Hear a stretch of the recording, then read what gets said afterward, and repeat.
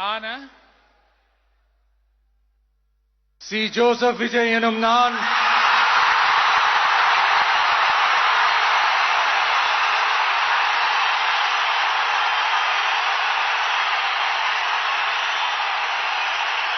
சட்டப்படி அமைக்கப்பெற்ற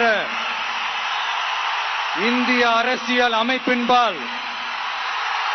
உண்மையான நம்பிக்கையும் மாறா பற்றும் கொண்டிருப்பேன் என்றும் இந்திய நாட்டின் ஒப்பில்லாத முழு முதல் ஆட்சியையும் ஒருமையையும் நிலைநிறுத்துவேன் என்றும் தமிழ்நாட்டு அரசின் முதலமைச்சராக உண்மையாகவும் உளச்சான்றின்படியும் என் கடமைகளை நிறைவேற்றுவேன் என்றும் அரசியல் அமைப்பிற்கும் சட்டத்திற்கும் இணங்க அச்சமும் ஒருதலை சார்பும் இன்றி விருப்பு வெறுப்பை விலக்கி